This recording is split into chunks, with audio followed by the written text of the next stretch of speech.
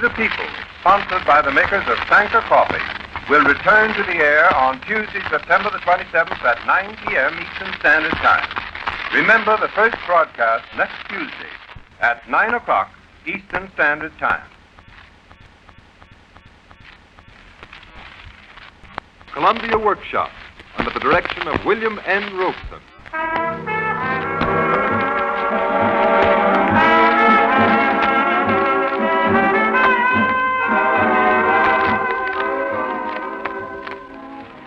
Tonight, the Workshop presents He Doubles in Pipes, a modern fairy story adapted by Hilda Cole from her original story, Joe Swing Retired, which appeared recently in Screen and Radio Weekly. Mark Warno conducts the orchestra, and famed hot Pee Wee Irwin plays Joe Swing's trumpet. But remember, he doubles in pipes.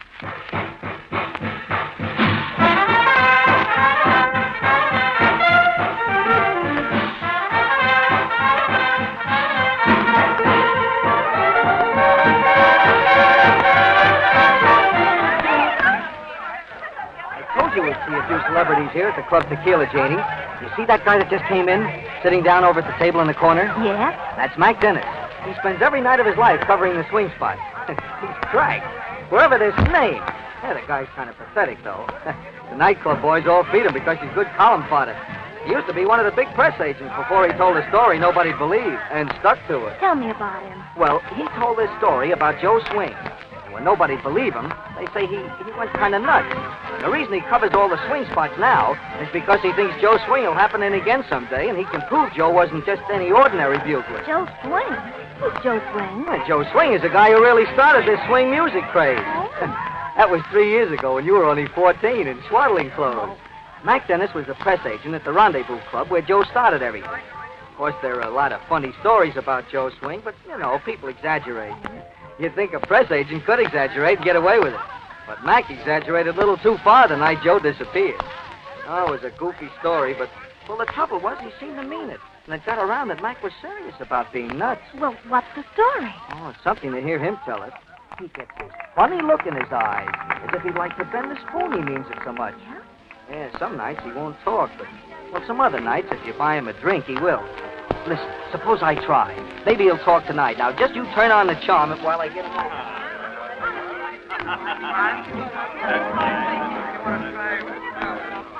Hello, Mac. What do you think of this band? Ah, they're great. They've almost got it. Yeah, they sure have.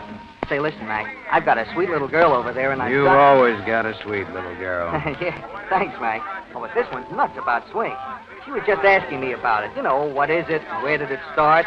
So I said, you're in luck because there's somebody here who can really tell you. Yeah? Yeah, come on over and have a drink, huh? No, I'm tired. Oh, look at her over there, Mac. Look at that smile. Yeah, she's got a sweet smile, all right. Come on, Mac. Yeah, all right.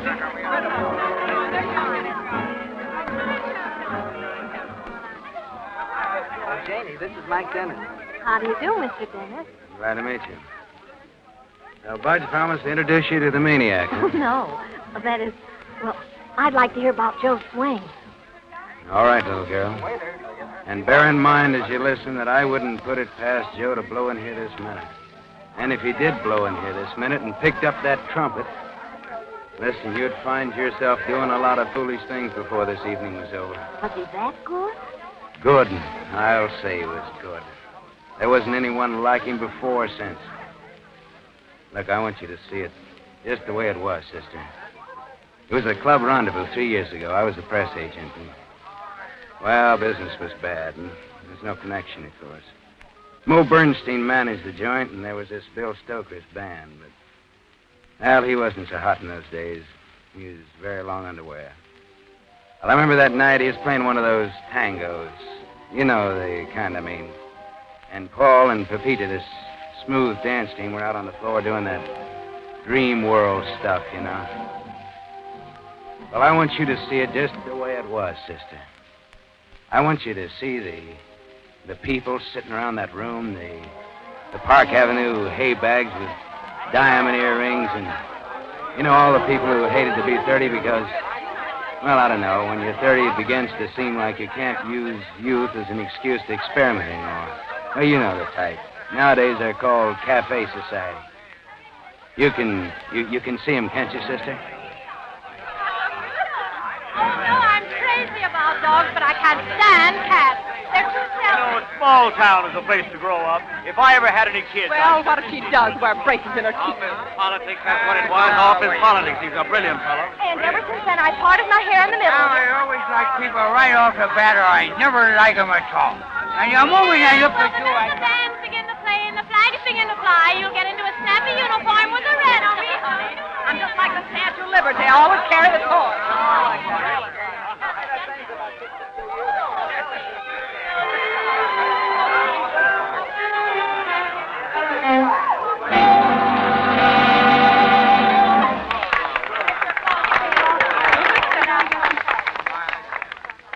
Yeah, well, there's always that way over at the rendezvous, sister.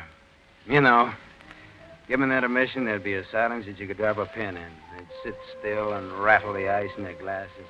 Yeah, it took a floor show to get them gabbing. Well, Mo Bernstein, he had an office off the floor, and I was standing there in the entrance with him just as Paul and Pepita had bowed out. Bill Stoker was starting in on Sweet Sue. Mo was always standing there in the entrance, brooding over the floor.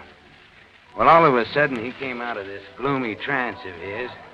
Say, Mac, who's that guy? What guy, Mac? That bum hanging around the bandstand there. Yeah. No, looks like he's lost a bet. I haven't seen a top hat like that since I worked for Ted Lewis. Looks like a drunken bum off the streets to me. How did he get in? Search me, sweetheart. You hire the bouncers. The guy's got a screwy look in his eyes. Get Bucky. Well, he might be a celebrity, Mo. The only celebrity he might be is Harpo Marx. Harpo Marx is in Hollywood. Anyway, Harpo don't dress like that except he's in pictures. Go on, get Bucky. I don't like the way that guy's watching the band. Go on, get Bucky. Okay, sweetheart.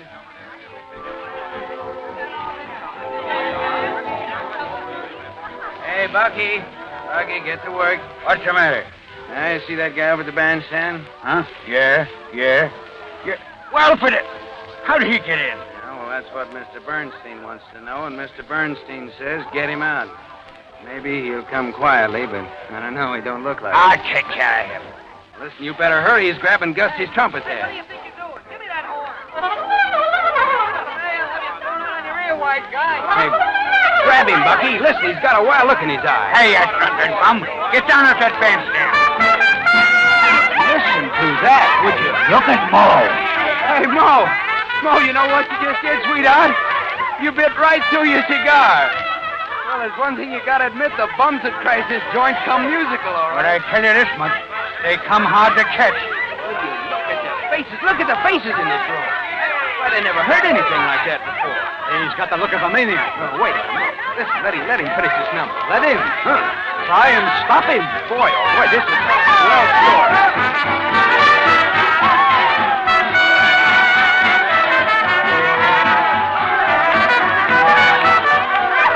Look, the boys in the bandstand, they're eating it up, Mo. Yeah. Red, stop waving his baton. Look, he's going over to the other piano. Boy, you've got something here, sweetheart. Holy elephant. Hey, look at that old dame dancing all by herself there, would you? Mary, you're a sight. Sit down. Oh, when I was a kid, I used to dance all by myself.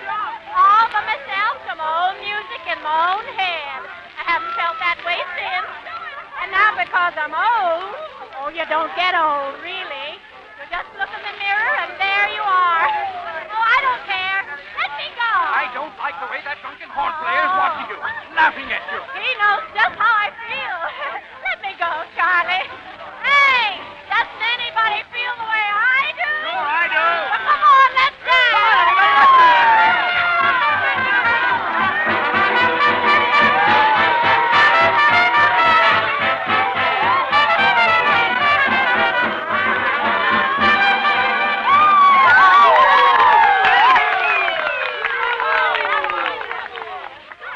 Oh, this is swell, Mo.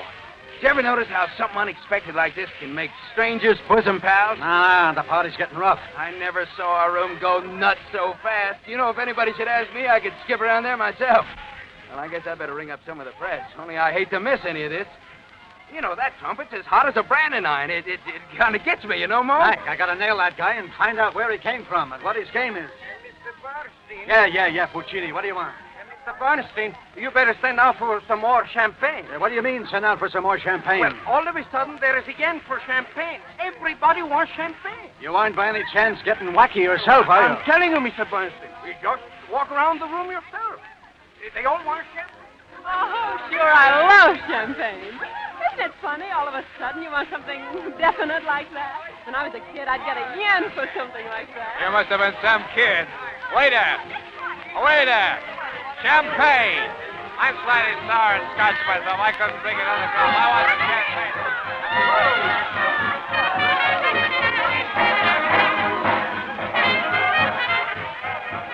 This wine tastes better than usual. Yes, I've never tasted... What's the matter? He's coming over here. That trumpet player's coming over to this table. Oh, he's got such crazy... He won't eat you. Yes, he's got such a funny look at it. Oh, don't. I mean, don't. That's okay. Let him have your champagne, honey. No. He's just thirsty. It's only human to get a little thirsty. Hey, Joe? Hey, wait a minute. What do you think you're doing? Hey, what's so funny about that? I paid $2 for that gardenia, and a screwy trumpet player comes up and tears the pedals off. Oh, there's something about that man. Something about him. Oh, yeah? Yeah, that package look on his face when he tore the pedals off. Yeah, well, I don't get it. He tears up your gardenia, and you just giggle. Oh, I couldn't help it. It was cute of him. Oh, Bob. I feel sort of silly and wonderful. Yeah? Maybe it's the champagne. Bob, kiss me. Hey, listen, are you crazy? Yes, I am. I'm crazy, and I don't care who's looking. Come on, kiss me, Bob, kiss me.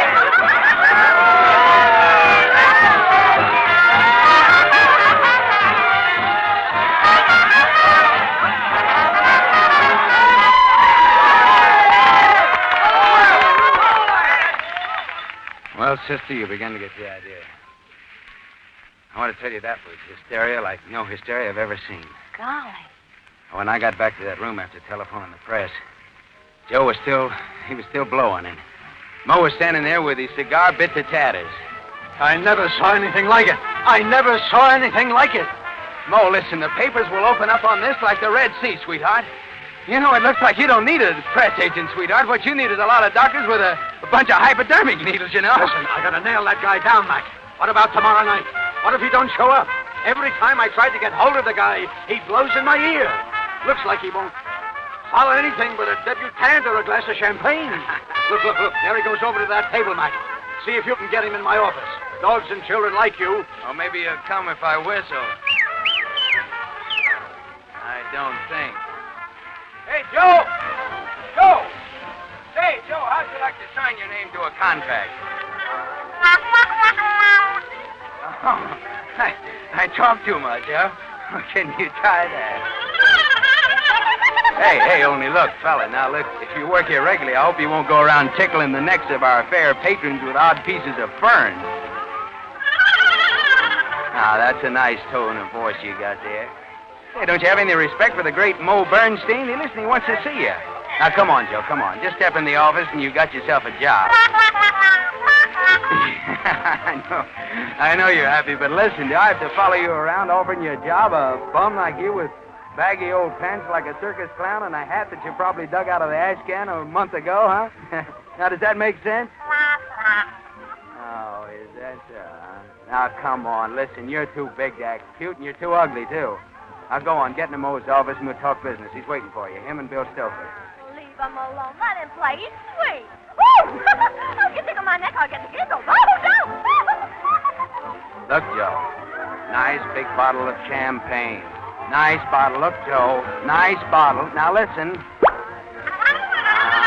this what you want, is it? Okay, then you just follow me this way. Okay, come on, you'll get it. Say, listen, fella, do you come crazy like this, or is it just an act? What's the matter? Has the cat got your tongue? Okay, it's a swell act. Right this way. Come on, right in this door. That's right. All right, here's the bottle for you. Okay, Mo, here's your bugler. Sit down, Mr. Yeah. I want you to meet the conductor of our band, Bill Stoker. I'm glad to meet you, Mr.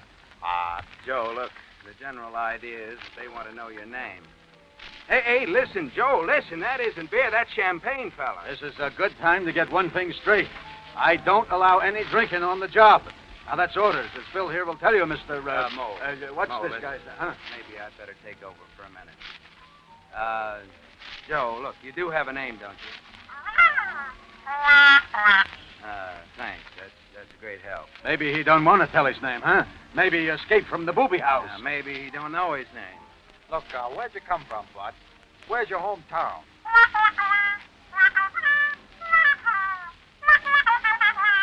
What difference does it make, huh? Listen, I'm a busy man. You want a job or you're just a wise guy? I don't waste no time on wise guys. Either you talk business or either you get out. Mo, listen, wait a minute. You astonish him. You don't make any sense to him. Well, he's clowning around. For what? For what is he clowning around Well, for? maybe he can talk. You ever stop to think of that? Maybe he can't talk except with that trumpet of his. I ain't wasting any more time on some bum that happened to be a sensation because he didn't get thrown out.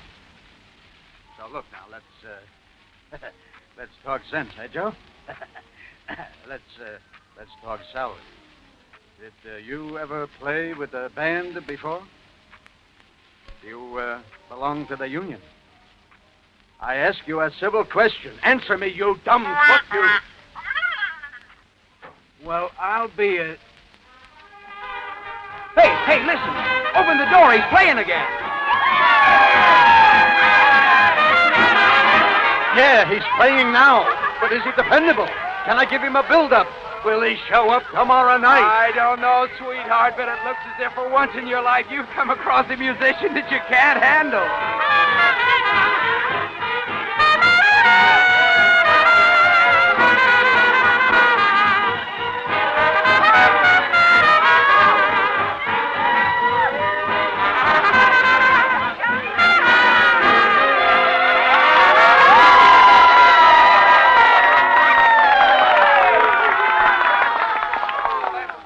Well, sister, by midnight it was all over town about how Joe had blown into the rendezvous and how he was playing music like no one had ever heard before.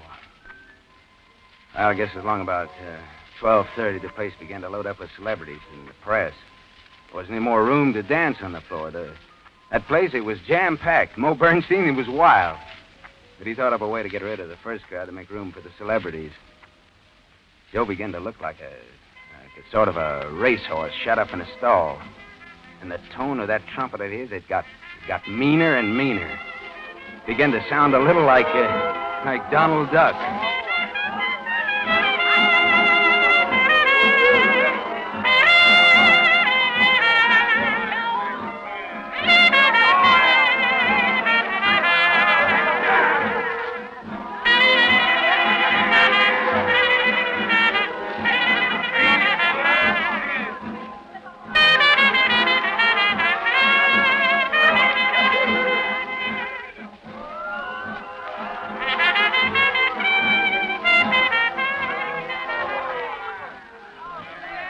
I'm sorry, sir, but this table is taken. No, sure it's taken. It's been taken all evening. I'm sorry, sir, but after midnight, this table is reserved every evening for another gentleman. You know, Mr. Arnold Darwin, the columnist. But I'm sure you understand, sir. You'll have to move to another table, please. That's a hot one. Move to another table. How do you like that, Vivian? Try and find another table. Sorry, madame, but I Well, we can't... were here first. Now, look, I'm terribly sorry, but I have to cover these clubs for my paper. It's in the line of duty. We had no warning whatsoever. I'm sorry, sir, Look, my but good people, I they can't... can't stand here all evening like vultures. It is a bit awkward. Come on, Vivian. It's no use. Oh. He's got the pull of a tugboat. Terribly sorry, really. Nuts.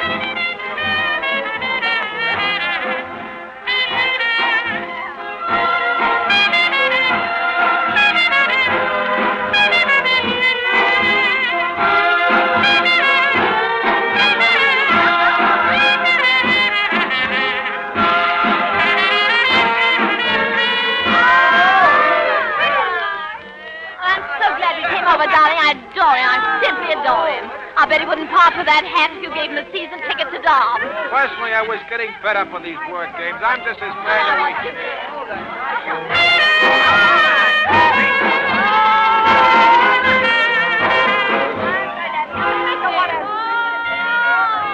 You've got that restless look again, Dave. Don't you ever get a kick out of anything without wanting to sign it up? Yeah, but this Joe Swing's a great showman. Great. He'd be great in pictures with a Harry Payne story.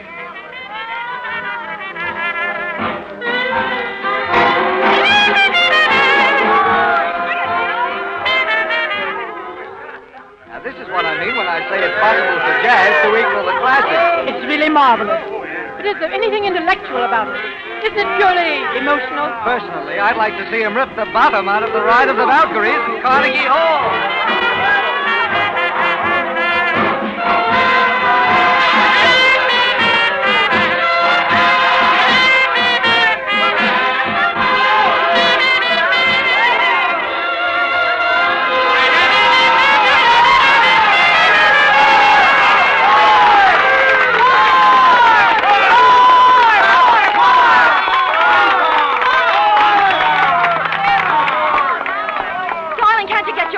I want to ask him to do Starlight.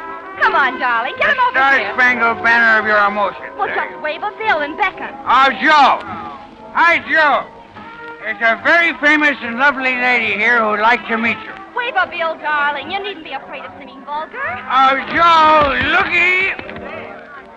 He is not impressed. Well, then wave a bigger one. How's this, Joe, huh? Joe, looky. Nice, eh? Well, I'll be it. He is not interested.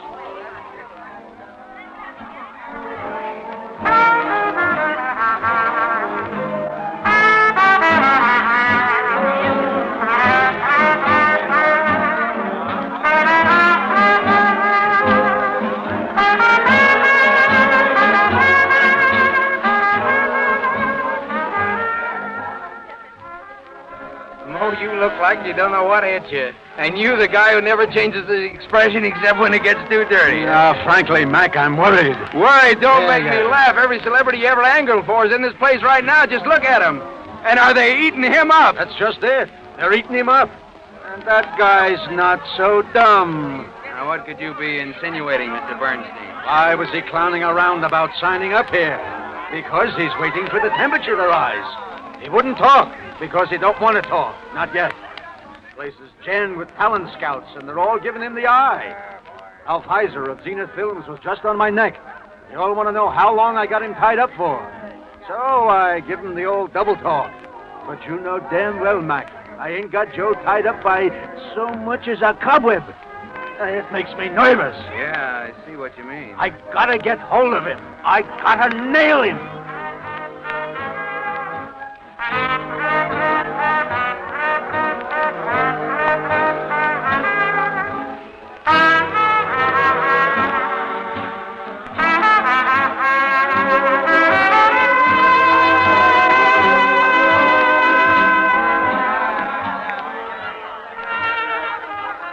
Sorry, monsieur, but you will have to move. This table is taken. What do you mean, this table is taken? Well, you see, it is reserved for Adam Entwich every night from 1 o'clock on. I'm sorry, monsieur. Say, listen. I've been watching you, and I tell you that neither you nor Mr. Entwich are going to pull a fast one on me like you've been pulling around this room. I don't like big shots. But you oily so-and-so. It's right, too. Let's see where we are. They make me sick around here. I'm Adam Entwich. Now, let's keep our heads. You've had this table all evening, haven't you? Yes, Mr. Entwich, we was in here first. We liked Joe Swing before you people came in. It makes me sick the way the whole bunch of you are acting. As if he wasn't any good till you said so. But when you celebrities say he's good and sit around saying how marvelous and how divine, that makes him good. You have to come in here late and get possessive, the whole bunch of you. He's yours. He belongs to you now because you said he's good. He's as good as your court jester already. Oh, what horrid people. Definitely, my dear. The messes and all that sort of thing. Why, you lousy...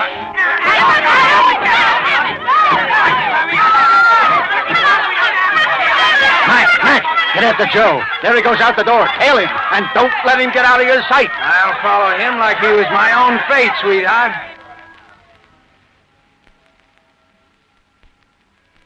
Well, right there's where my trouble started, sister. Because Mo told it all over Broadway that I never did catch sight of Joe. After it was all over, Mo said that I let him get away from me. Mo said that Joe was just some maniacal, irresponsible bum who didn't know the meaning of dough. Mo said that I never saw Joe again after he blew out of the rendezvous. But you did, didn't you? Sure. I followed him. He headed right up 7th Avenue toward Central Park. It was raining kind of a, light, drizzly rain, and the sky was that purple-pink the way it gets. Uh-huh. Well, Joe walked ahead in that funny kind of a hop and shuffle of his, and I don't know, he looked sad. He looked so sad the way he was walking carrying that trumpet that... Well, I felt like a heel. Gee. Well, he headed straight for the park, and when he got to that fence there, that railing there. Well, suddenly he threw up his hat in the air, and he jumped over the fence. He cleared it just like an athlete. Well, I figured that he was ducking me for a laugh, so I yelled after him, "Hey, Joe! Hey, Joe! Joe, hey, Joe, come on back here. Hey, Joe, listen, you have a weird sense of humor, sweetheart. Oh, now, look, cut it out. I know you're sitting there sniggering in the bushes. Look, Joe, Mo says come home to Mama." Hey, is that you whistling, Honey Bunch? Or is it the wind? Yeah, only there isn't any wind. Say, Joe, listen, you left your horn behind. Yeah, and your shoes. For the love of 'em. Kicked right over in the dirt, huh? Well, maybe I better follow your footprints. Yes, sir, that would be real cute. You hiding in the bushes and me chasing you. Okay, boy. I'll follow your footprints. Yeah. What the devil? Hey. Easy, Mac, easy. You better look again. Light a match. My Lord. Lord, they ain't footprints. They're hoof prints. The cloven hoof. The cloven hoof right here in the mud where he was. My Lord, if it ain't the great God Pan. Well, no wonder he wouldn't join the Union.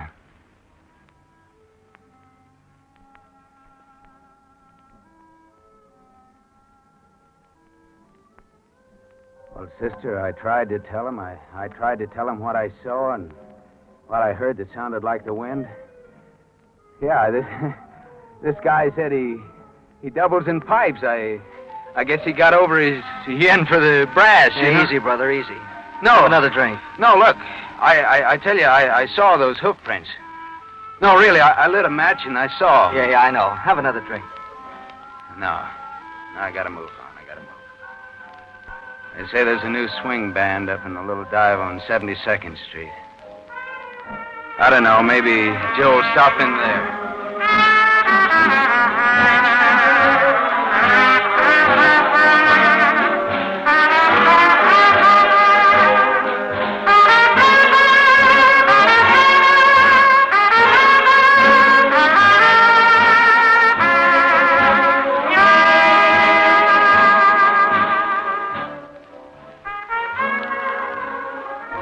You have just heard the Columbia Workshop's production of He Doubles in Pipes, an original radio play by Hilda Cole based on her story Joe Swing Retires, which was published recently in Screen and Radio Weekly, the national newspaper fan magazine syndicated by the Detroit Free Press. Joe Swing talked through the trumpet of Mike Miola, and the solos were played by Pee Wee Irwin. Mark Warno arranged the incidental music and conducted the orchestra. The entire production was under the direction of William N. Robeson.